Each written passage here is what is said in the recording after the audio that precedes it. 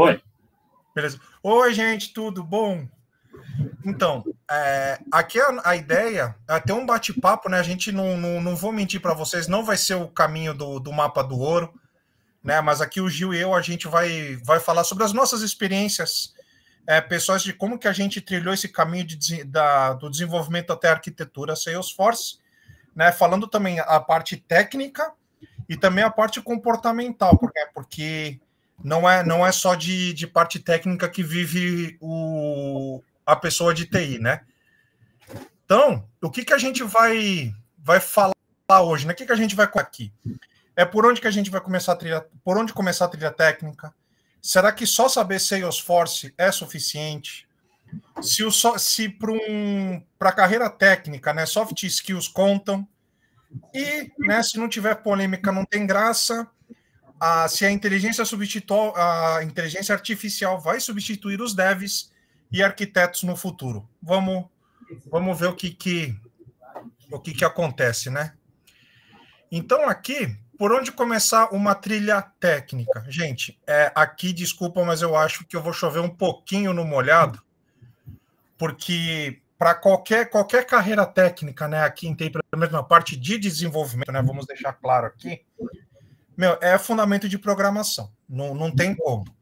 Você vai ter que saber, de forma bem sólida, os conceitos de programação orientada a objeto, saber de design patterns, né? Não saber os 21 decors, né, que tinha desse livro aqui de design patterns, não os 21 design patterns, mas saber quando aplicar os design patterns mais usuais e modelagem de banco de dados, porque você pode ter um código maravilhoso, né, lindo, todos os design patterns, a programação orientada a objeto redondinho, mas se a base não tiver bem montada, aí não tem performance que aguente. Quer comentar alguma coisa, Gil? Sim, Agostinho. Nessa parte aí, né, eu acho que eu tenho conversado bastante com o Agostinho, com várias pessoas dentro da nossa área, né? Eu estava até com um dev que recém chegou na empresa esses dias.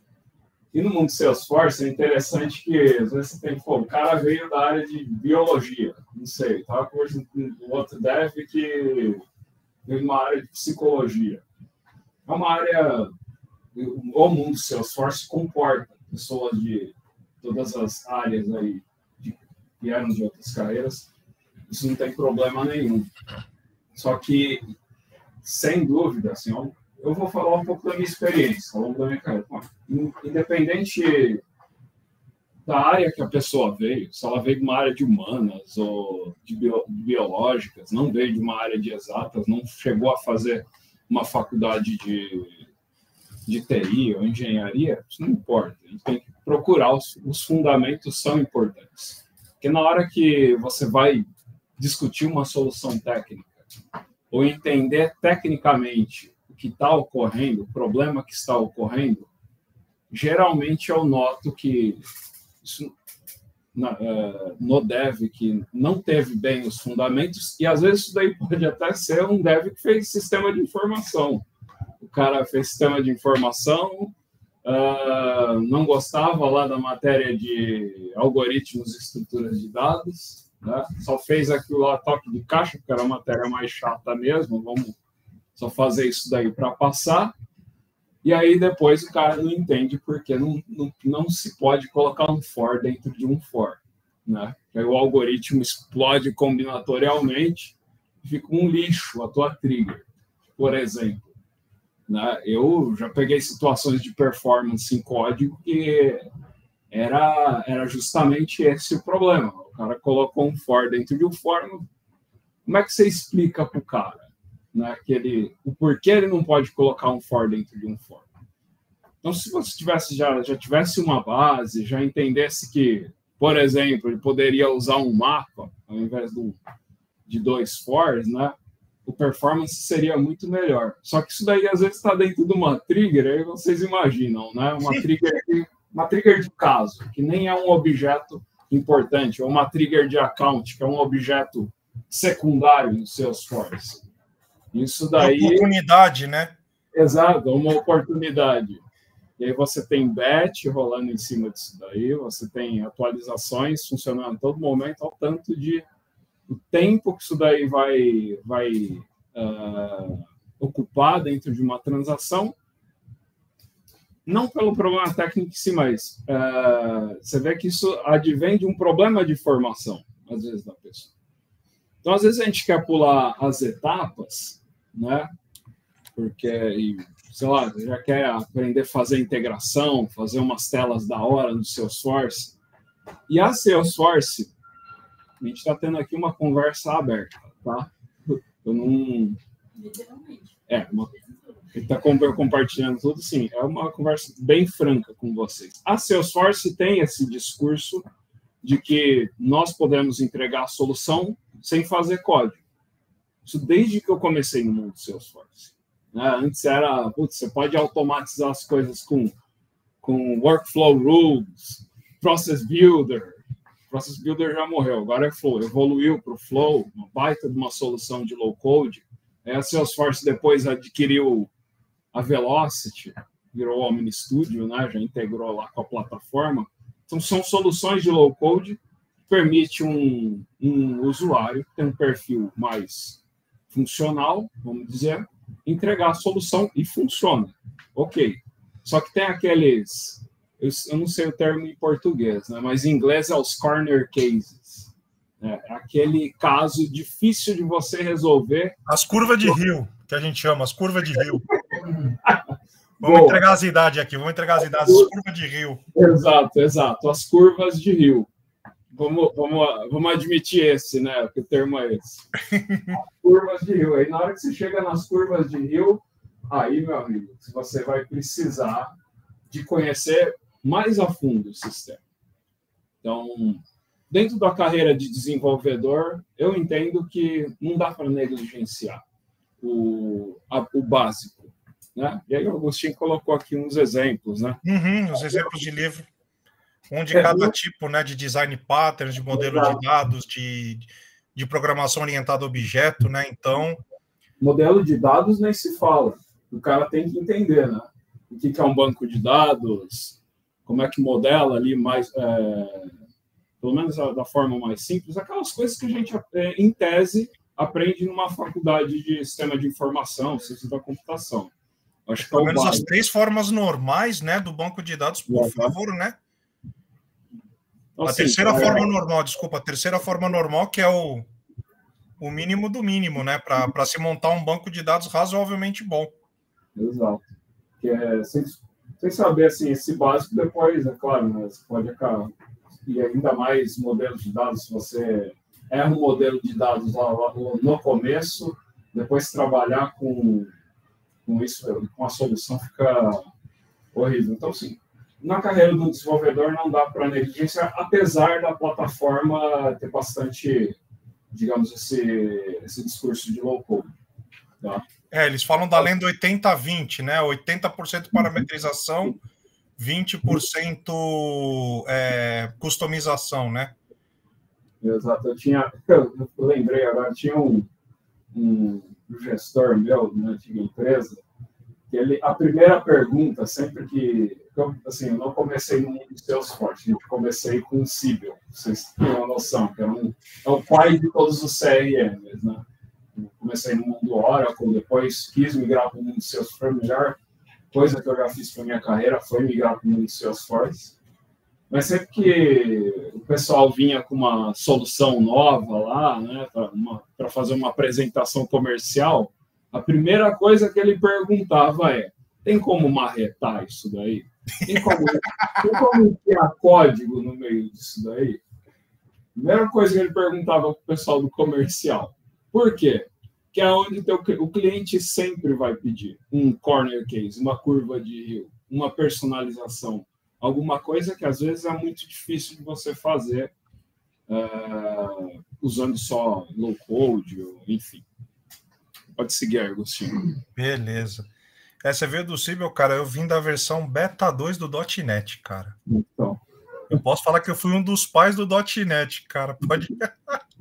Se bem que se eu pegar um projeto .NET hoje eu choro, mas enfim. Aí, legal. né? A gente tem aqui, né? Falei, pô, legal, já manjo modelo de dados, design patterns, programação orientada a objeto. Posso ser um arquiteto já? Não. E você só fez o primeiro degrau da escada, né? O segundo degrau é você conhecer o negócio onde você está, ou seja, o projeto que você está. Por exemplo, o Gilmar e eu estamos no projeto lá do C6, então o nosso foco é o quê? É o sistema bancário e financeiro brasileiro, né? Não que a gente precise saber tudo decore e salteado, mas a gente tem uma boa noção de como é que funciona, né? Feito isso, pô, legal, sei negócio. Aí aqui também essa aqui foi uma curva de rio minha mesmo. Comunicação, eu era um verdadeiro bicho do mato, né? Aqueles tipo que era só de frente para o computador. Mas você saber se comunicar é importante, principalmente quando você vai falar com a área de negócio, que não entende nada do Techniquez. Você tem que tentar fazer aquela tradução, né, do Techniquez para a linguagem de negócio. Né? Você ter isso você aprende com o tempo, não adianta. Tem gente que nasce com isso, mas são raros os casos. Né? E além de você ter uma boa comunicação, né? Não só a oratória, mas também quando você vai escrever um e-mail. Poxa, já teve casos, por exemplo, de eu pegar um colega de trabalho e, em vez de escrever pessoal ou senhores, tal, colocar o nome das pessoas lá no começo do e-mail, escrever o caras. Eu escrevo caras quando eu estou mandando e-mail exclusivamente para mulheres, assim, por exemplo, caras colegas, né? Então, caras, mas colocar caras de cara é complicado. E por último também, né, você ter a visão de entender que a tua solução, quando você for desenhar uma solução, você não desenhar só para resolver aquele problema. Pô, se eu resolvo esse problema aqui, será que eu posso escalar essa solução? Ela funciona ela pode ser escalada e funcional para outras partes do projeto, né? Então, ou seja, aqui a escadinha de grosso modo, são quatro degraus que nós temos aqui, né? 4 andares, mas não são andares tão simplórios de serem de você passando um para o outro, né? E aqui, como diria o AC/DC, it's a long way to the top if you wanna rock and roll. Então, além da parte técnica, também já começa essa parte comportamental, né, dos estudos da área de negócio, da parte de comunicação, de você enxergar a visão do projeto que você está, ou do cliente que você está como um todo, até para você sair um pouco da casinha, né, não ficar que nem a gente brinca lá no C6, né, ser só apenas matador de cards, né? Você também trazer valor agregado na solução que você faz, porque às vezes o que o cliente quer, você pode fazer o código mais performático do mundo. Fala, cara, o negócio responde em milésimos de segundo, mas se a interface for feia, cara, ele vai falar que aquilo não funciona. Tô errado, Gil? Não tô errado. Eu sou o que faz o código em milésimos de segundos. Eu também, cara. Eu falo que quando eu tenho que fazer LWC, eu sou aquele meme do rapaz que fica suando o cântaro, sabe? Que tem que fazer as telas. Eu falei, putz, tem que fazer a tela. Aí, tem que fazer, né? É o mal nosso aqui. Tá, nesse ponto, posso interromper, Agostinho? Por favor. Tá. Já que eu não estava discutindo esse slide com o Agostinho, de novo, esse negócio de conhecer o negócio, precisa falar isso, sabe? A mesma coisa de você falar com o cara para ele não falar de boca cheia e que ele tem que escovar os dentes, né? É um negócio que, porra, tem que ter. Todo mundo já, até brinquei com ele, todo mundo já devia até saber disso, mas é lógico, né? É sempre bom relembrar. Porque comunicação, que a gente está fazendo, a gente está comunicando, ó, a gente está exercendo o terceiro degrau. Vamos entender aqui o perfil da galera. Quem que é dev aqui? Dev funcional, que é curioso, isso aí está meio a meio aqui. Marketing. Né? Então está meio a meio dev, funcional, vamos dizer assim. Se bem que as fronteiras não são tão claras, né? O que é um dev funcional. Porque geralmente o dev, eu tenho também, eu acho que todo dev assim, que gosta de meter a mão no código lá, ficar olhando o bit e o byte, tem esse problema de, tipo, não encha minhas paciências, deixa eu aqui mexendo no meu código, quietinho, né? Não quer muito contato às vezes, com o pessoal do negócio, enfim, mas é muito importante conhecer o negócio, ter esse contato com o cliente, particularmente, sim. Eu ainda bem que eu sempre tive um contato muito bom com os meus clientes, tem que conversar, não pode ser aquele dev que... O Rogério sempre usa essa analogia, né, do cara que você coloca a pizza lá debaixo da porta. Na porta, passa a pizza para ele com o ticket da demanda e ele faz lá. Se você tem esse perfil, procura ir trabalhando, conversando mais com as pessoas, sabe? Entendendo melhor o negócio, porque assim, não tem como você chegar numa solução se você não entender o que seu cliente está precisando, né? Então, às vezes, hoje a gente tem uma comunicação muito dinâmica, né, nas equipes, não é como era antes, não, naquele processo em cascata, que escrevia um documento, aí te entregava um documento e você tinha que fazer uma solução com base no documento. Pelo menos eu quero acreditar que a maioria das empresas já não operam mais assim, né? Hoje é muito mais pessoal o contato, então, conversa, sempre que tiver uma oportunidade de fazer uma operação assistida, conversar com o usuário do negócio para entender a solução, façam isso. Entendam o negócio. Porque é lógico, isso daí vai refletir em soluções muito melhores, né? Você viu o banho de loja? Oi? Se tiver oportunidade, peça o banho de loja. Banho de loja. Banho de loja. Seus desenvolvedores pedem esse banho de loja? Não, você que o tem... pessoal faz... Aí tem também essa parte da comunicação, né? Que eu vou falar isso no slide, mas também a questão da empatia. Bicho, eu tava num projeto, que o negócio tava tenso, sabe? Putz, as reuniões eram tensas, assim. Aí chegou uma reunião, eu falei, aí você começa a prestar atenção como as pessoas agem e tal. Pô, tinha um cara lá que, era um dos caras mais casca-grossas, assim, sabe? O cara mais turrão. Mas o cara começava a falar, legal, esse cara gosta de futebol, velho. Puta, o cara é torcedor do Bahia. Interessante. Aí você pega e de vez em quando é legal você dar uma quebrada no gênero, né? Fala, pô, você viu lá que o Bahia agora, né? Tem essa junção com o Manchester City, né? Que, pô, vai ter esse intercâmbio. Isso dá uma quebrada também de vez em quando, assim. Você baixa a guarda da pessoa, sabe? Né? Nessa parte também. Eu acho que é um ponto importante na comunicação. Não você chegar numa reunião só... Lógico, né? O foco da reunião tem que ser o objetivo que ela foi, mas, cara, dá uma quebrada de vez em quando, isso daí ajuda que você desarma também, né? Às vezes, se você for muito aqueles caras que, não, a solução é essa, por causa disso, a pessoa vai criando uma armadura contra você. Também fica complicado isso, viu? É meio difícil fazer isso, mas eu achei interessante comentar. Não sei se vocês já passaram por esse tipo de experiência que, né, com o cliente, vocês vendo do jeito que eles... algum comentário, vocês pescam alguma coisa no ar do que eles gostam, né, algum hobby, alguma coisa, você já dá essa desmontada. Eu achei interessante comentar isso aí. Empatia, né? Empatia. Porque às vezes o cliente vem com uma demanda torta, um pedido torto, você tem que entender a posição dele, né?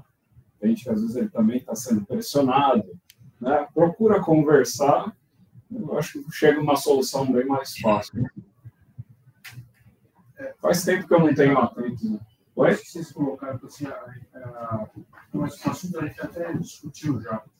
Isso que vocês estão colocando, eu acho que reflete muito até o nível do técnico. Uhum. Porque assim, você não vai colocar um júnior para fazer esse tipo de coisa. Para você chegar no nível sênior, pensando lá, lendo arquiteto e tal, esse tipo de coisa. Você vai ser sênior quando? Quando você teve toda essa vivência com o usuário, aprendeu a ter o jogo de cintura, aprendeu a ter o negócio. Então, você pode começar um pouco técnico, mas essas fases é o que te fazem subir no nível que você vai estar como técnico, né? Então, esse ponto de você chegar e tocar bem com o cliente, é quando você está no cliente sendo inevitável a evolução que você vai ter que ter, né? Além da questão técnica. Bacana. Que é o que cai muito, né? Que é o que cai muito, por exemplo, né? Eu não vou julgar, tá? Não, acho que não é todo mundo que é isso, mas não sei se vocês já perceberam que, tem gente que entra no mundo Salesforce, 2 anos, pá, sênior. 2 aninhos de Salesforce, né? Assim, não tinha um background anterior, né? Já vamos começar a criar as polêmicas aqui. Não tinha um background, começou, se formou agora, 2 anos depois já é sênior. Né? Não é especialista, não? Eu não sei se aqui entrou na sala do Kami-sama, né? Quem viu Dragon Ball Z sabe do que eu tô falando, mas E eu já peguei várias entrevistas aqui que o pessoal me passou, né? Os testes técnicos. Aí a primeira coisa que eu perguntava para o RH, né? Que era o quanto eu ia afiar o meu machado. A pessoa é júnior, pleno ou sênior? Falar é júnior, putz, tá bom. Então certas escorregadas você permite. Não, é pleno, putz, você já fica mais ligado. Sênior, nossa, cara, foi o que eu vi. Vários sêniors, por exemplo, colocando o DML dentro de for. Sabe? Eu falei, gente, isso aqui é sênior. Sabe, falar que é uma coisa, só que demonstrar é outra, né? Vamos para a próxima agora, beleza. Que agora sim que vai ser um debate até maior aqui. Por quê? Eu só preciso saber Salesforce para ser um bom arquiteto, ou seja, manjo Apex, SafeFlow, né? Validation Rules, tenho toda a visão do negócio. Preciso só Salesforce? Não. Tá aqui um exemplo aqui daquela escadaria que a gente comentou antes, que eram 4 degraus. Ela abre para todos esses degraus aqui, né? Ou seja, a gente tem aqui deixa eu colocar aqui como é que era que fazia, que era configuração, cadê? Opções do ponteiro. O ponteiro laser, boa. Putz, adoro isso aqui. Tem essa parte aqui, ou seja, primeiro essa parte técnica, além de Salesforce, né? Você conhecer DevOps, hoje em dia também é bem importante. É essencial, não é importante. Tem que saber. Hoje em dia não tem como, né? Estratégia de ambiente, né? Ou seja, você desenhar, você não desenhar, desculpa, mas você conhecer, para eu ter um ambiente razoável do desenvolvimento até produção, como é que eu devo, quantas sandbox que eu vou precisar para a parte de desenvolvimento, né? Eu vou ter uma org para o AT, uma org, por exemplo, sei lá, de pré-prod, uma org de prod, né? Conhecer, né? Não precisa também, dependendo da situação, não precisa conhecer todas as nuvens do Salesforce, porque hoje o Salesforce já não é mais um CRM, né? Ele na minha opinião, ele é um guarda-chuvão gigante que tem várias nuvens e saber todas demanda muito tempo. Não vou falar que é impossível, mas demanda muito tempo, né? Você também saber a parte de integração, SSO, né? Single Sign-On, né? A parte comportamental, ou seja, se você conseguir isso, putz, cara, parabéns. Eu, infelizmente, não tive. O que eu aprendi foi na base da porrada. Mas isso também gera casca, né? Mas, se vocês conseguirem encontrar um mentor, que aí ele já vai te dar o caminho das pedras que você não vai errar tanto, né? Para aprender o quê? Liderança, para você ganhar experiência, melhorar a tua comunicação, melhorar o gerenciamento. Aí o que eu falo, né? Vamos começar de baixo para cima. O gerenciamento de tempo, né? O gerenciamento importante hoje, né? O gerenciamento de emoções, porque hoje em dia desculpa falar, essa geração Z tá triste, porque qualquer coisa, qualquer bronca o pessoal já espana. Eu já tomei bronca que eu esqueci meu nome e no dia seguinte eu tava vivo. Mas depois você sabendo gerenciar o teu tempo, gerenciar tuas emoções, você vai conseguir mais para frente gerenciar pessoas. O que eu falo não é ficar gerenciando questão só de horas, né? Questão de salário, não. O gerenciamento das pessoas às vezes você pega e tem um Juninho, você vê que o Juninho está tendo dificuldade lá, você sabe gerenciar ele, você sabe motivá-lo, sabe escutar, sabe ser empático, né? A mesma coisa do cliente, às vezes, que nem o Gil falou, poxa, às vezes a demanda é top-down, o cliente tá, a pessoa que te pediu a demanda tá super pressionada, ela tem que entregar aquilo. Poxa, você saber escutar, você dar aquela quebrada no gelo para conseguir ter, né? Não vou falar arrancar porque é muito feio, mas que ela consiga expor o máximo de informações possível para que você consiga fazer a demanda da melhor forma possível. Aí depois, né? E nessa parte aqui de arquitetura, né? A questão de mindset, a questão de você ter soluções de troca, né? Ou seja, poxa, eu fiz uma solução, se eu precisar trocar isso aqui, será que o impacto vai ser grande? Não vai ser grande? Conhecer um negócio que a gente já falou N vezes, vamos chover no molhado, eu vou encher o saco nisso. Uma coisa que eu sou extremamente apaixonado, e a maioria quando você vai falar com desenvolvedor, ele não gosta, governança, porque você tem que obedecer design pattern, você tem que obedecer arquitetura. Às vezes, o cliente não tem uma arquitetura, então você vai desenhar uma arquitetura para ele, para que saiba das melhores práticas, para que o sistema tenha uma identidade, né? Você sair só codando, não vai, depois o código for de difícil manutenção, vai ser o monolito, né? Saber, isso aqui também é importantíssimo, o que fica dentro e o que fica fora do Salesforce, né? Nem tudo fica dentro do Salesforce. Por exemplo, pegar o exemplo aqui do projeto que eu estou, por exemplo, do C6, né? Que o C6 tem muita integração com sistemas externos ao Salesforce. Por exemplo, eu fico pensando, é inviável você ter a base de transações, né? Ou seja, das compras que os clientes fazem com o cartão dentro do Salesforce. Eu falei, isso aqui para mim já não seria nem tera, seria basicamente petabytes dentro do Salesforce. A gente sabe que o custo de espaço em disco para dados no Salesforce não é nada barato. E essa parte aqui também, né, de pensar o desenvolvimento além da história que você está desenvolvendo, né? Qual é o valor que aquilo está agregando, né? Será que você pode melhorar isso daí? Será que não? Né? A parte de certificação também é importante, né? Ou seja, as certificações de arquitetura também não que elas ensinam bastante coisa, concordo, e ajuda também com o cliente, porque às vezes, mas o cara, que nem, por exemplo, pega o meu caso, eu vou falar por mim mesmo. Poxa, eu tenho um cargo de arquitetura na NTT, mas eu tenho 2 certificações apenas. Eu tenho a minha vivência, aí o cliente vai ter que confiar em mim. Mas a pessoa, se ela já tem a certificação, poxa, já dá uma credibilidade maior, né? E também prestar atenção nos 7 domínios, né? Ou seja, arquitetura de sistema, a questão de segurança, né? Segurança de acesso, segurança de dados, a parte de dados, a parte da solução como um todo, parte de integrações, né? Que aqui também tá altamente ligado com o self-evaluation, planificação de deployment, né? Saber quando que cada desenvolvimento tem que subir cada uma das etapas, né? Ou seja, estou em dev, eu tenho que subir para o até tal dia. Tal dia isso aqui tem que estar em prod. Poxa, o que eu preciso fazer para isso subir para produção com o menor risco possível, né?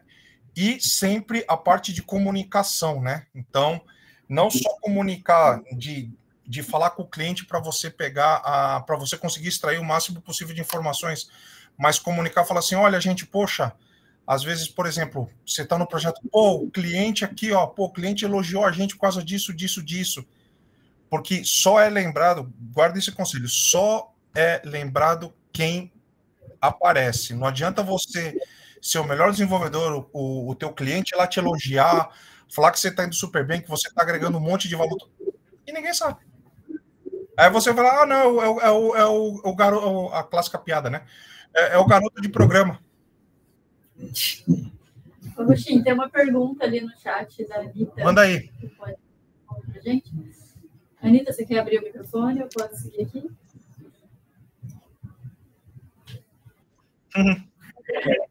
Ela perguntou, e quem é sênior em outras tecnologias, plataformas, mas é júnior em Salesforce? Que dica vocês dariam para conseguir espaço no mundo Salesforce? Boa pergunta. Poxa, por exemplo, eu pego o meu caso. Eu comecei com Salesforce em 2015, eu só tinha ouvido falar de Salesforce.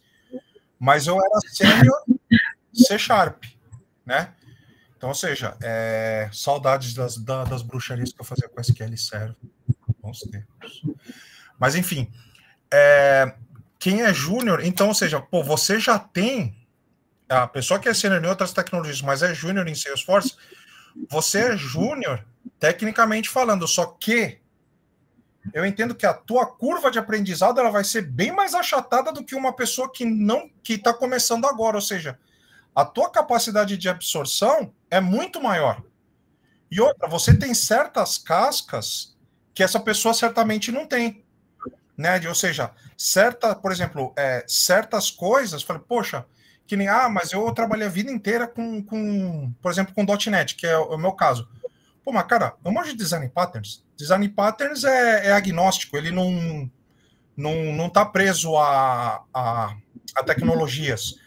O que você vai ter que entender seria o quê? A sintaxe do Apex, que é basicamente igual ao do C Sharp, né? C Sharp Java, entender um pouco das limitações e ir se aprofundando, falar assim, pô, legal, tem o Apex e tem o Flow. Pô, mas e aí, como é que eu uso quando é que eu uso um, quando é que eu uso o outro? Meu, tem muito material sobre isso, né? Aí você entender, fala, poxa, nesse caso aqui é legal usar Apex, nesse outro caso aqui é legal usar Flow. Então, ou seja, um sênior que é sênior em outra tecnologia e ele ainda é júnior no Salesforce, eu entendo que a curva de aprendizado é bem mais achatada e o caminho basicamente é o mesmo. Não sei se o pessoal concorda, eu viajei demais na maionese. Posso falar um negocinho só? Não, fica quieto. Próximo. Quando eu migrei, eu fui funcional, eu fui tanto desenvolvedor civil quanto funcional civil. Acho que na época que eu migrei para o Salesforce, eu já estava ali meio que um pleno de último ano. Quando eu vim para o mundo Salesforce, geralmente quando você tem essas migrações de tecnologia, você sabe, impacta um pouco o salário. Eu vi uma oportunidade no mundo Salesforce, falei, não, beleza, eu aceito diminuir o meu salário para ir para o mundo Salesforce. Foi uma aposta, né? Foi uma aposta. Só que como eu já tinha uma bagagem de outras tecnologias, não demorou nem um pouco depois para eu voltar no mesmo nível salarial e depois para extrapolar do que era antes. Eu esqueci o nome da Anitta. A Anitta. Então, se você já é sênior de uma tecnologia, Anitta, talvez uma mudança para o mundo do Salesforce tenha ali inicialmente algum impacto em termos de salário, mas eu acho que vale a pena. Num primeiro momento, eu também não deixaria de focar em certificação, tá? Isso daí ajudaria um pouco a falar, pô, beleza, eu sou um javeiro sênior já, mas estou indo para o mundo do Salesforce, mas já tenho aqui essas certificações que já comprovam, né? Então, acho que tudo isso daí ajuda a melhorar o cenário, tá? E eu não... Oi? Não, tem mais uma pergunta, só continuando. Sênior, tem o Michel, não sei, Maio, está perguntando como é o mercado para júnior. Aí já fala. O mercado Salesforce para júnior? Tá. Boa pergunta. Acho que é o que mais tem vaga. Não, assim, olha, complicado. O Ricardo aqui tá falando que o mercado para júnior é o que mais tem vaga. Tem minhas dúvidas, Ricardo, sinceramente. Eu acho que está bem concorrido, principalmente porque se você parar para pensar, na época da pandemia, o que muita gente enxergou? Putz, TI é o Eldorado do mundo agora. Uhum. Então, o que acontece? Muita gente, que nem você falou, Gil, que teve lá, teve gente que eu peguei na academia da NTT, né? Que começou, que foi fazer aquele projeto de trainee, né? Da NTT. Meu, tinha gente até que era designer de unha, sabe? Decidiu entrar para... Eu acho isso sensacional, da parte de TI em si, que é bem democrático, né? Você não precisa, por exemplo, tipo um médico, um dentista, um físico, que você precisa de um documento para provar que você exerce aquela função, né? Mas, assim, tem tem vaga para júnior, tem, não vou mentir, mas também a concorrência, no meu ponto de vista, eu acho que está bastante alta. Não sei, alguém aí, tipo, se tem alguém mais que faz essa parte de entrevista, tal, se tem o pessoal de RH aqui, que se eu tô exagerando. O Daniel ali, ó. Eu estava comentando com a Soraya que, para quem está nesse início, vamos assim dizer, a própria NTT tem um programa que a gente chama de programa de becas, né, que a gente contrata os profissionais para formar. Esse é um programa periódico, não recorrente, então de tempo em tempo a gente tem. Mas tem muita gente que está começando e que a gente às vezes contrata que participou de bootcamp, participou de eventos, como esse aqui. Então, alguma forma de aparecer, alguma forma de estar envolvido no contexto, porque seja a oportunidade de surgir com ou sem concorrência, você está sendo visto, está sendo preparado, está tendo contato com uma galera muito interessante. O encontro anterior, que foi o 50º, a gente teve um bate-papo com o Rogério, com o Galante, que são pessoas assim, que estão há muitos anos na Salesforce, e eu esqueci o nome do outro rapaz, mas que era da própria Salesforce, né? O André estava aqui no evento. Então, assim, é o tipo de bagagem que, independente da senioridade, agrega muito participar. Então, para quem... E aí a gente entra naquela parte da comunicação, né? A pessoa se faz vista. Né? Ou seja, só é lembrado quem é visto, exatamente. Tem esse ponto dos bootcamps, dos programas de beca, de trainee. A questão é fazer essa aposta, né? E dar as caras. Agostinho, e até para, eu não sei se é a mesma coisa, mas geralmente em vagas júnior, olha que curioso, tu acaba contratando mais pelo comportamento e pela comunicação. Sim. Experiência e conhecimento técnico, tu vai olhar mais ali um pouco no pleno e no sênior. É isso mesmo. Então, por isso que eu comentei aqui. Cara, o júnior, para mim, sempre vai ser o que mais vai ter vaga, porque ele vai olhar o comportamento. Então, vai esperar que um júnior diga, eu já fiz esse projeto e esse projeto, e aí vem a pergunta, nossa, mas tu ainda está como júnior? Não, peraí, tem gato por leve aí. Porque a pessoa já não é mais. Então, e depois, e olha que curioso isso, né? E depois, ao fim, eu até perguntar antes, acho que o arquiteto, querendo ou não, ele passa a ser um líder, né? Querendo ou não, o arquiteto, ele vira líder, e até por isso que ele é, a todo momento, avaliado o comportamento.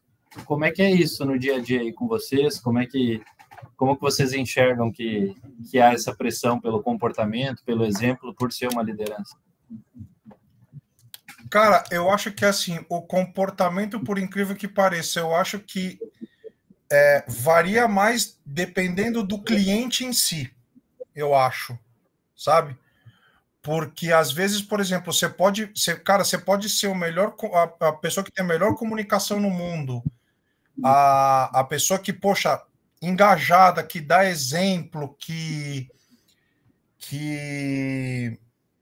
poxa, sempre é empática, tal, mas, cara, por exemplo, eu já tive colegas de profissão, né, que de outras empresas que os caras precisaram tirar licença médica mental por causa do cliente. Então, eu acho que isso impacta muito também, sabe? É como um todo. Você pode ser, sei lá, cara, você pode ser uma pessoa extremamente, assim, não diria fria, mas uma pessoa que você, poxa, você sabe se controlar, mas se você tá num ambiente muito hostil, cara, fica bem difícil. Você tem que respirar bem. A questão assim, de você saber se controlar é complicado, e isso daí você aprende com o tempo, né? Você vai aprendendo assim a criar casca, né? E digamos assim, e aprender a sofrer, vamos falar entre aspas, sozinho, para poder crescer. Graças a Deus, no projeto, pelo menos que o Gil e eu estamos, que é lá no C6, cara, o ambiente é maravilhoso, não posso reclamar, não. Tá vendo, tá? Ainda bem que é só elogio. Eu, particularmente, já faz muito tempo que eu não pego assim, um cliente muito complicado, não sei. Pelo menos vários últimos anos, eu sempre me muito bem com os meus clientes. Eu acho que é um pouco até o que o João estava falando, né? Essas coisas vêm um pouco com a experiência mesmo, você saber se colocar, quando você às vezes tem que falar não para o cliente, às vezes quando vale a pena comprar uma briga, enfim. Não adianta. Todo projeto vai ter pico de estresse, né? Impossível um projeto assim ser aquela marolinha de verão, sabe? Vai ter época de, principalmente, né, fechamento de quarter, onde tem que se atingir metas que foram combinadas, né, com o demandante, e pode que esses desenvolvimentos tenham sofrido percalços, ou porque talvez uma estimativa equivocada, ou emperrou por culpa de terceiros por causa de, sei lá, de algum serviço de integração que dependia de um outro time. Mas realmente, assim, a questão da liderança, por exemplo, um exemplo que eu acho que é muito, muito bom, que eu sempre vejo que a pessoa tem que se manter fria durante pelo menos umas 2 horas, é uma corrida de Fórmula 1. Porque você imagina você pilotar uma máquina daquela que vai a mais de 300 por hora, tem lá o engenheiro falando no teu ouvido o que você tem que fazer, você tem lá o coleguinha de corrida que está te pressionando para te ultrapassar, e você tem que saber o momento de fechar a porta na hora certa, saber o momento de recuar também, né? Certos momentos que você... Não adianta você só impor a tua vontade, né? Você tem que recuar, que seria, por exemplo, na Fórmula 1, seria o momento de você parar no box para trocar pneu, né? Então também tem essas, né? Tem, de vez em quando, né? Você, quer dizer, de vez em quando não. A maioria das vezes na tua vida você vai mais roer o osso do que comer carne, né? Então, vai ter vezes que assim, você vai tomar uns nãos, vai tomar umas invertidas, e nessas tomadas de invertidas é o que vai mostrar como você consegue melhorar em relação a isso, sabe? Não sei, pelo menos esse é meu ponto de vista, né? Não sei o que vocês acham. Eu queria perguntar sobre o que você falou de dizer não para o cliente. Eu trabalhei num projeto, em português bem claro, foi um fracasso. A decisão foi muito baixa. A complexidade do projeto era tão grande que as pessoas que usavam não entendiam. A gente que desenvolveu não entendia. O cliente pediu tanta coisa que, ok, o que ele pediu foi implementado, mas na hora de usar ficou difícil. O cliente, quando ia fazer as métricas no final do mês, não entendia também, porque aquela pessoa tinha tanto, a outra pessoa tinha tanto, e ficou naquela, o projeto morreu em menos de um ano. Sim. E como dizer não? Dizer para o cliente, cara, esse caminho que você está seguindo não tá bom, não vai dar certo. Para mim é tão natural isso aí, ultimamente, porque quando o cliente já tem confiança em você, ele entende quando você está dizendo não, ou está orientando para uma melhor solução. Eu iria assim, pelo caminho de primeiro ganhar a confiança. Né? Ganhar a confiança do cliente, ou se você está recém-chegado na empresa, ganhar a confiança das pessoas ali. Aí, como você falou, né, o projeto era muito complexo. Né? Eu ainda vejo isso daí de forma muito patente, como quase todos os projetos que a gente vê, que é tentar entregar as coisas muito grandes. Né? E se vocês até pegarem os autores do Agile, né,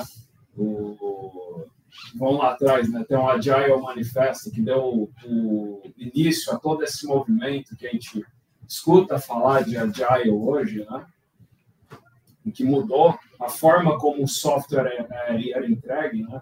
Quando eu fui para a faculdade no início do ano, em 2008, ainda era o processo em cascata, né?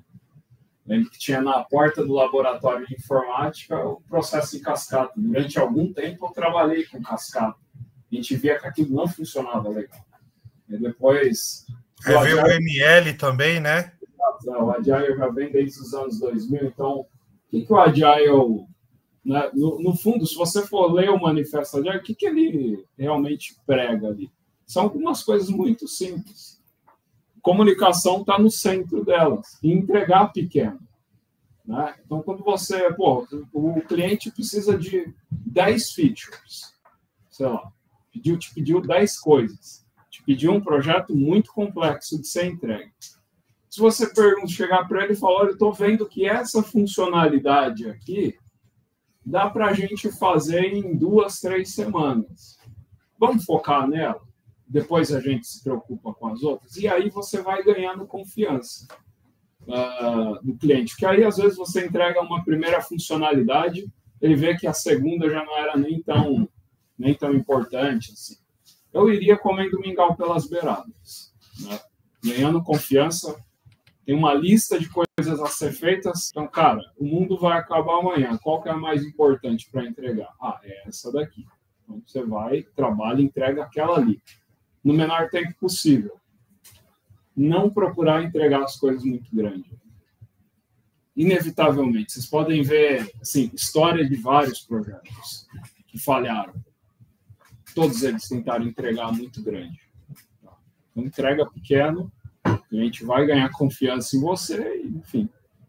E aí, Gil, eu dou até um passo atrás. Tem muitos projetos assim, tem essa baixa adesão e toda essa parte. Primeiro, cara, se a cultura do cliente, se eles não quiserem mudar, cara, é complicado, porque mas tipo assim, a planilha Excel financeira da dona Judite. Mas eu acho que a baixa adesão, geralmente, é porque o que foi feito está longe do que o negócio precisa. Sim. Né? Assim, porque se você entregou uma solução que está ajudando o negócio, os caras estão fazendo mais dinheiro com a sua solução, como assim? Eles não vão jogar fora. Mas tem essa também, sabe? Eu vou ter que aprender outro sistema agora. E uma coisa muito importante, cara, que eu já presenciei isso em vários projetos. Quando vão vender o projeto, quando vão analisar o projeto, cara, raras as vezes que se leva o arquiteto. Sim. Esse é um problema, assim, porque o que o Agile prega o desenvolvedor e o usuário, eles têm que estar em loco. Essa é a ideia de uma squad. Então, assim, o negócio e o técnico estão juntos. Particularmente, eu sempre achei essa divisão entre TI e negócio apenas uma divisão didática. Porque, no fundo, são todos membros de um órgão que é a empresa. Se TI não entregar bem, negócio também não entregar bem, não vai funcionar. Os dois têm que se conversar. E a ideia é estar em loco. Assim, uma das melhores squads que eu já trabalhei, em uma empresa pequena aqui de Santa Catarina, de processamento de cartão de crédito. A gente conseguiu entregar bastante coisa em pouco tempo. Mas qual que era o cenário da empresa? Eu tinha uma squad, pessoas muito competentes, e se eu quisesse falar com o meu usuário, eu atravessava a porta e ia no atendimento para falar com o usuário, com a atendente. Eu via lá, eu atravessava a porta, ia no atendimento e via qual era o problema que estava dando, o que ela precisava, e é isso que o Agile prega. Você está em loco com o negócio, em loco com o seu usuário, vendo o que ele precisa, porque no touch a touch ali, você vai entender. Então você queria essa informação aqui. Isso daqui resolve? Resolve. Volta lá para dentro, uma semana está entregue, às vezes é uma pequena funcionalidade. E eu vejo que as empresas, muito por conta também, tem uma polêmica na internet sobre isso, se vocês forem procurar lá, Scrum is not Agile, né? Até no ano passado surgiu aí esse estudo que não, o Agile is broken, o Agile está quebrado, não funciona mais, temos que pensar. Surgiu uma polêmica, isso aí o pessoal falou, não, as empresas estão praticando o Scrum, não é Agile. Os pioneiros do Agile, o que eles escreveram no Agile Manifesto não tem nada a ver com isso daí que as empresas adotaram, que é o Scrum. E eu vejo que o Scrum colocou ali uma camada entre o desenvolvedor, o arquiteto, a parte técnica. E o negócio, que aí às vezes é um PO, um Project Manager, que digamos que a função dele é ser uma camada de comunicação com o negócio. Fazer um meio campo lá. Fazer um meio de campo. Eu entendo as razões para isso. Só que a gente não pode, a gente também tem que entender que isso daí pode trazer alguns problemas que às vezes eu preciso sempre estar lidando com o interlocutor. Eu nunca estou indo com um negócio direto. Eu não sei, por exemplo, é o que trabalho com sistemas mais com a parte de service. Eu não sei o que meu usuário que vê minha telinha, com o componente que eu fiz, está achando daquilo lá. Não sei se está gostando, se tá. Às vezes o feedback vem por meio do Project Manager ou do PO, já vem filtrado. Eu acho que essa comunicação... Oi? Pode virar um telefone sem fio. Uhum. E quanto mais a gente tem contato direto com o negócio, menos você vai ter esse problema de aceitação. Você vai estar direto, ele vai dar o feedback na hora. Elimina os ruídos, né? Tem até uma técnica, tem umas coisas interessantes, é uma forma, não sei definir se é uma forma de programação que se chama Mob Ensemble. Como que é essa forma de, não de programação, mas de lidar com o time? É todo, parece louco, né? Depois vocês procuram, mas é tipo, o desenvolvedor... Como é que é o nome, Gil? Mob Ensemble. As nossas loucuras que eu gosto de ficar pesquisando na internet sobre formas de gestão de projetos, que é o desenvolvedor, se você tem um desenvolvedor ou usuário do negócio, usuário da solução final, trabalhando na mesma tela. Tipo, você compartilha a tela do Teams e os dois vão trabalhar numa tela só. Aí o cara começa a fazer a solução, aí daí 15 minutos ele troca para outra pessoa. Assim, tem alguns caras que advogam que isso daí, pô, você está trabalhando em loco com um negócio e se você tiver alguma dúvida, você só vira para o lado de o cara já está ali, você já tira as dúvidas que você precisar. Enfim, claro que não precisa ser no extremo, mas eu acho que é assim que a gente ganha melhor as soluções, Uhum. É melhor também. Bora lá. Eu tenho uma dúvida também. A gente está falando bastante do caminho ali do desenvolvedor ao arquiteto, né? Uhum. E pensando assim numa pessoa que pulou essa primeira etapa, não começou como desenvolvedor, começou como funcional e tem essa segunda e essa terceira escada assim bem desenvolvida. Então, por exemplo, comunicação, experiência, liderança. Qual que é a minha dúvida? O quão imerso tecnicamente essa pessoa precisa estar para se tornar um arquiteto, né? Porque hoje a Salesforce fala que a gente tem 2 arquitetos, né? O técnico e soluções, até para fazer essa diferenciação. Assim. Então, eu queria saber um pouquinho da opinião de vocês. Até ele botou na tela. Não, lá. Tá aí. Boa, calma que o próximo slide é pior. Tá, sim, só vou compartilhar um pouco da minha visão, Agostinho, depois falar a visão. Eu acho que, por exemplo, às vezes o cara é tão bom de comunicação, né? Ele já entende, tem uma visão holística na solução, mas ele não veio com uma carreira técnica, né? Tem pessoas que têm qualidades notáveis. Ali, às vezes, uma qualidade sobrepõe a outra, né? Por exemplo. Então, assim, é até difícil de avaliar, mas se ele está sentindo numa discussão, está faltando ali um pouquinho mais, não custa você pelo menos abrir um livro, entender os conceitos por cima. Né? Essa questão de você ir atuando naqueles skills que estão faltando. Tá? Eu acho que, dependendo da discussão, lógico que um cara que só teve um perfil funcional, às vezes vai falhar. Né? Sim. Sei lá, a comunicação do serviço falhou por causa de um erro do protocolo X. Lá. Cara, lógico que não vai ter essa base. Uhum. Teve, inclusive, na própria NTT, né, tem um colega meu, o Brunão, que foi comigo, fez parte do COI comigo. Ele ele era bem funcional, mas ele manjava alguma coisa de programação. Ele até perguntou para mim, né? Falou, cara, o que você acha de eu tirar a Dev 1? Eu falei, cara, só faz. Foi para ti, eu só vejo vantagem, porque embora você não esteja metendo mão no código, quando você for comentar com o cliente ou até comentar com um desenvolvedor, né, você vai saber se a solução é boa ou não, ou se ele está te enrolando.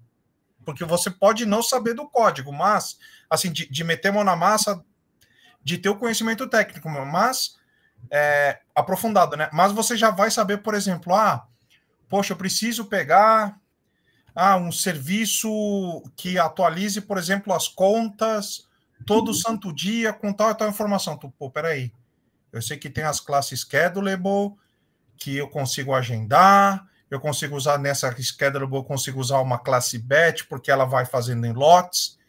Então, é isso que o Gil falou. Poxa, a pessoa já sabe de negócio, já sabe se comunicar bem, mas não é tão boa tecnicamente. É você ver onde você... Não é onde você está ruim. Na verdade, é onde você pode melhorar. Tem diferença. Né? Onde você pode melhorar. Poxa, eu não sei Apex. Caramba, por onde que eu começo? Bom, o caminho mais simples e mais barato são as trilhas lá da própria Salesforce, acompanhar canais que explicam, né, desenvolvimento e ir fazendo e ir crescendo aos pouquinhos, né? Então não tem essa assim, então quer dizer que se eu sou um funcional, eu nunca vou poder ser um arquiteto técnico. Não tem essa. Se você se esforçar, você consegue. É só você ver onde você pode melhorar e ir atrás disso. Obrigado, analogia. Tem essa linha, né? Uma vez no treinamento de trigger. Nossa, tá bem baixinho para mim. Tá bem aqui. Deu um treinamento de trigger, justamente para esses grupos que vocês comentaram de trainee. E era misto, era quem queria ser funcional e quem queria ser dev. Então tá tudo misturado. Trigger normalmente é para dev, mas segue a linha que eles falaram, de conhecimento, né? Para saber que existe. E uma menina ali que estava ali, deu a entender que ela queria ser simplesmente funcional, ela virou no meio da treinamento e falou, mas eu preciso saber disso? Eu preciso saber triggers? Tá bom, precisar, você precisa, mas no futuro você vai ter que dar uma solução, que depois você tem que falar, putz, eu vou para trigger, eu vou para outra solução, para ferramenta, o que eu tenho? Eu posso nem escrever uma trigger. Você tem que saber para que o negócio existe, para que possa ser a melhor solução para continuar. Exato. Cai naquela também, né? Por exemplo, mas eu tenho que conhecer outros sistemas, outras tecnologias. Cara, é importante você saber que elas existem. Né? Por exemplo, mas se eu precisar, sei lá, uma volumetria gigantesca de dados para fazer leitura e transformação de dados, tal, consigo fazer isso com o Salesforce? Cara, você consegue. Mas o recomendável é que você use uma ferramenta ETL. Por exemplo, sei lá, você use um Kettle da vida, ou até um próprio Mulisoft. Você pode não necessariamente saber como funciona isso de ponta a ponta, mas você sabe que existe. Fala, olha, nessa situação, isso aqui pode ser usado. Poxa, eu precisava de um middleware que centralizasse as minhas integrações, tal. Pô, caramba, por que não usar um Apid? Por exemplo, se for me perguntar para mim, cara, você sabe como um Apid funciona? Eu falei, eu sei o conceito. Se você me der lá a suíte do Apid aqui para começar a fazer, eu choro. Mas eu sei que ele existe, mas não necessariamente sei como ele funciona de cabo a rabo. Algo parecido com trigger.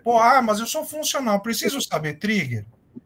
Não necessariamente saber todos os pormenores da trigger, mas se você saber, eu sei que isso aqui é para eu quando eu lido com uma volumetria grande de dados, eu posso pegar e fazer validações complexas que eu não consigo fazer com validation rules. Eu posso fazer atualização de campo também complexo que eu não consigo fazer, por exemplo, se eu fosse fazer um flow, ficaria muito complexo. Você não precisa imaginar programaticamente como faz, mas você sabendo que isso daí pode ser feito com trigger, falar, peraí, essa demanda aqui já é uma demanda mais complexa, isso aqui já exige um tempo maior, porque exige codificação, então, ou seja, o prazo para entrega não vai ser o prazo que você espera. Isso eu estou comentando quando você fala com o cliente, porque às vezes ele pensa que mas é só atualizar um campo, é só fazer uma validação. Às vezes o só fazer fica abre para abre uma, digamos assim, né, abre uma porta para uma coisa muito mais complexa. Então é legal saber que existe outra. Conhecimento não ocupa espaço. Esse é meu ponto de vista. Eu não sei o que você acha, Gil. Isso aí, Agostinho. O pessoal aqui já falou para a gente explorar, né? Mas das certificações aí, eu acho que tá bem equilibrado. Tá. Mas aí até o tema do próximo slide aí. Vamos lá, vou colocar e vou sair correndo, hein? Fui! Lá. Esse daí, né? Então, uma coisa o desenvolvedor certificado, outra coisa o desenvolvedor experiente. A gente vê nesse mundo de Salesforce normal, LinkedIn, o cara com centenas de certificação. Uma vez eu vi um artigo interessante, era da própria Salesforce, que eles davam ali qual que seria a certificação ideal que você teria que ter, o nível de certificação ideal que você deveria ter, conforme ao longo da sua carreira, tá? Eu acho que é bastante razoável você pensar em uma certificação por ano, enfim. Aquela pirâmide acho que está bem equilibrada, mas não adianta você enfiar um monte de certificação na tua cabeça. Pode parecer muito bonito, às vezes, para apresentar para o cliente, para ser contratado. Né? Tem gente que é uma consultoria, porque uma pois é. Certificação. Enfim. Eu acho que compensa mais você ir equilibrando a quantidade de certificações e também agregando outros conhecimentos que também não só Salesforce. Tá? Ao longo da sua carreira, isso vai dar mais robustez aí para a tua carreira, para o teu conhecimento. Porque quantidade não significa qualidade, né? Porque a pessoa pode, tipo assim, beleza, eu fui lá, né, comprei os dumps de determinada certificação lá no Focus on Force, decorei todas as perguntas, passei na certificação, ou seja, ele achou a receita de bolo, vou falar que achou a forma mágica. Só que aí, cara, como é que você vai saber quando aplicar isso na vida real? Né, uma coisa são as perguntas lá, legal, peguei minha certificação, tá, mas e agora, como é que você vai saber usar isso na vida real em cenários que não estavam nos dumps que você estudou? Como é que fica? Aí é que entra a experiência, né? Não estou falando que a certificação é importante, mas não só de certificação que vive um consultor Salesforce, né?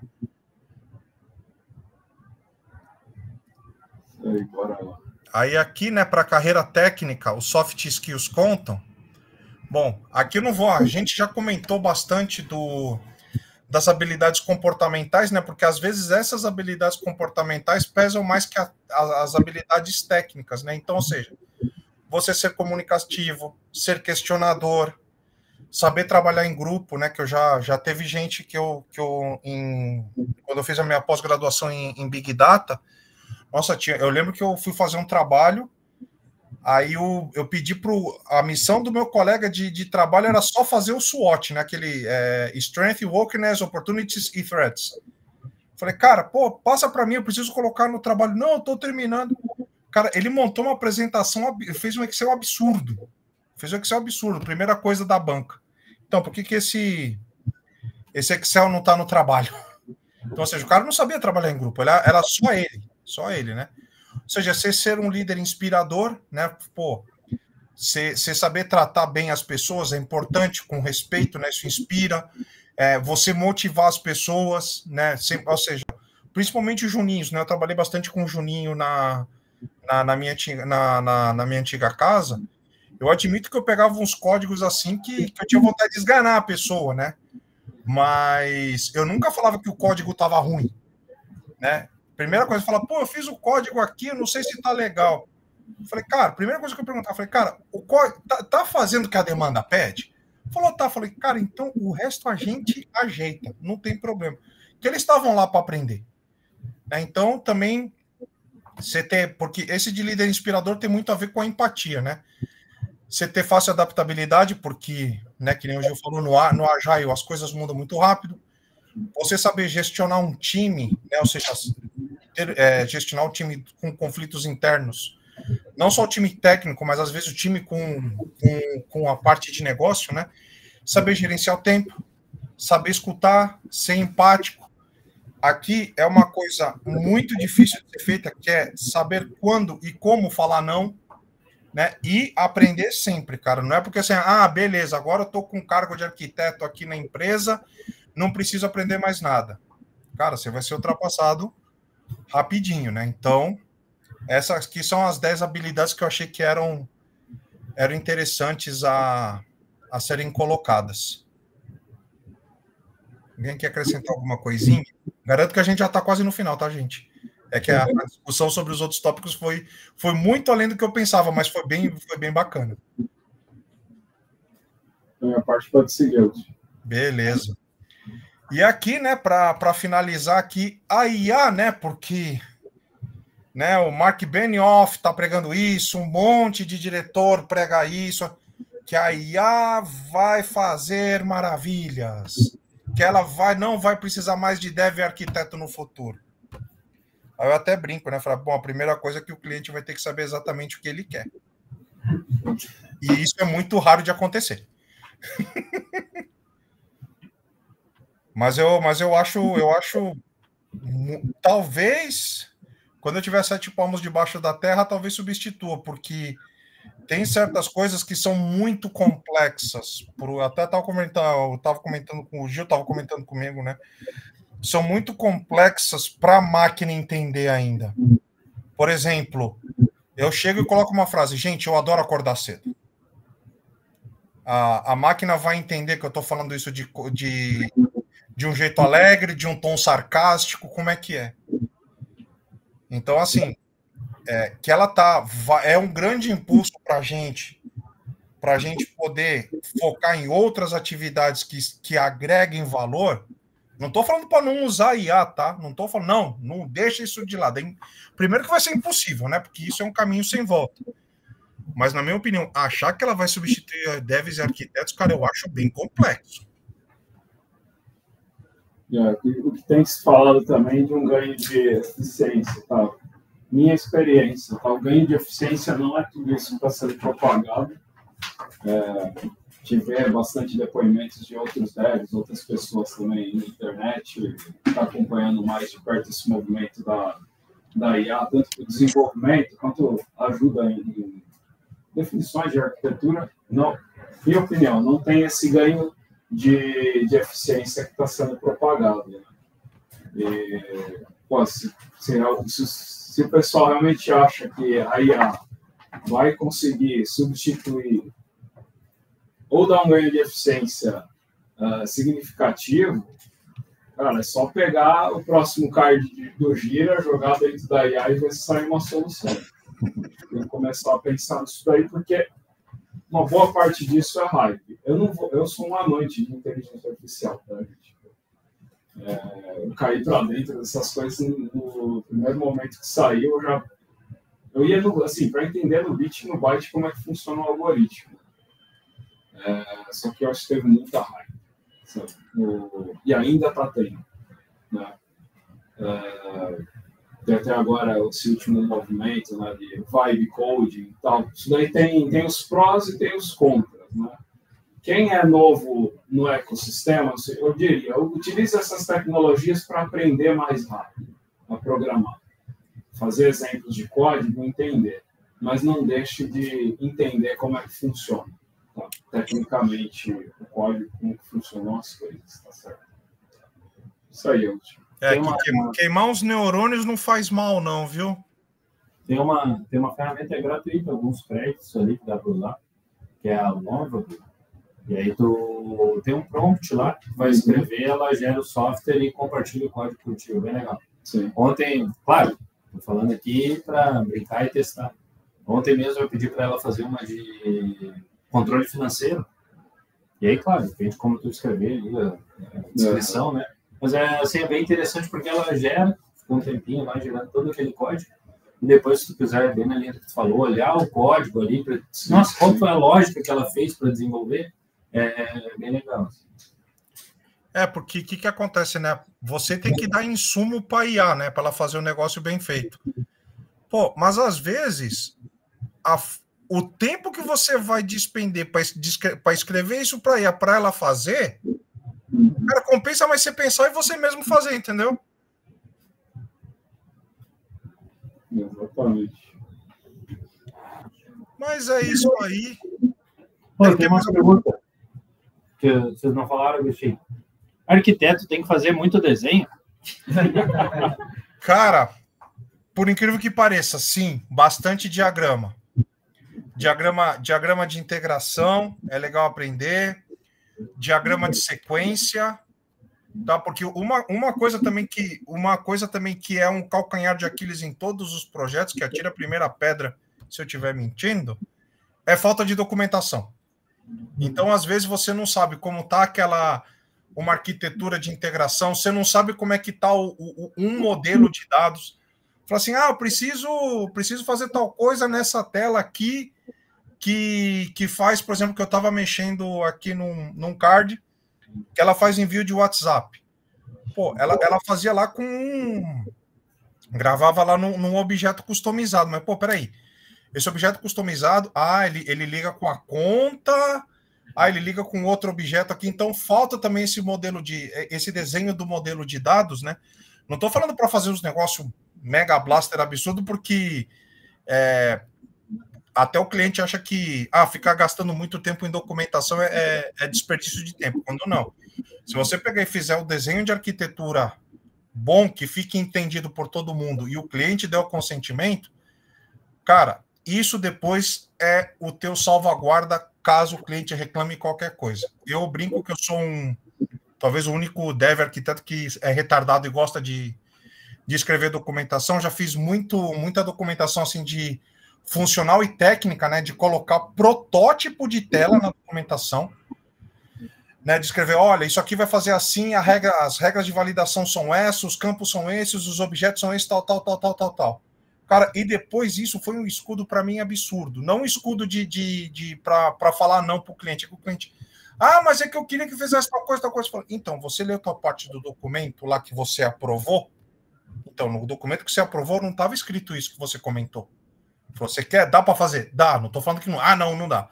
Dá, mas só que vai despender mais tempo, vai demorar mais para entregar. Então, mas comecem também a ver, a entender como é que funcionam os diagramas, né? O diagrama de modelo de dados, que é a base do conceito de modelo de dados. Diagramas de integração, diagrama de classes também é bacana, né? Então, não estou falando para começar do zero e fazer depois aquele diagrama lindo, maravilhoso, com 200, 300 classes. Vai fazendo de pouquinho. Se você conseguir fazer um diagraminha por classe, um diagrama de classe dessa demanda que eu fiz aqui, envolveu tal e tal objeto. Aí, pô, se alguém precisar fazer, mas é que eu precisava falar, eu lembro que tinha uma demanda assim, o Zezinho fez o diagrama de dados lá, o diagrama de integração disso aqui. Dá uma olhada lá para ver se atende. Isso daí ajuda bastante. Boa, Agostinho, obrigada. Obrigada também, Gilmar. Para o pessoal que está assistindo online, a gente vai fazer as últimas perguntas que chegaram aqui no chat, mas aí fiquem à vontade para desconectarem. O pessoal que está aqui na sequência, a gente vai fazer sorteios também, só por conta do horário que a gente já extrapolou. Mas uma das perguntas da Anitta, novamente, né? A expectativa em cima de consultoria sempre é bem alta. Para quem nunca trabalhou em consultorias como a NTT, que dicas vocês dão para atuar como consultor, onde cada cliente projeto pode ser um contexto totalmente diferente? Fala aí, Gil, que eu já falei demais por enquanto. Tá, como os contextos dos clientes podem ser diferentes, eu não sei se ela perguntou mais no sentido de formação, mas eu me preocuparia mais em ter um conhecimento do core, do Salesforce. O que tem ali na certificação de Dev 1, por exemplo. E a partir desse conhecimento que a gente tem no core, as outras coisas que tem na plataforma certamente vão ser muito mais fáceis de você aprender. Tá? Porque a certificação de administrador Dev 1, acho que é o básico para atuar em qualquer consultoria num perfil mais técnico. Tá? Um ponto bem legal que o Tadeu trouxe também foi que ele comentou, né? No meu time, os devs não têm acesso às solicitações dos clientes, que vem pelo ServiceNow. Quem faz o filtro é o PO e a PM. Ele contribuiu ali, ó, vocês estão falando em relação ao cliente. E, por último, do Alexei.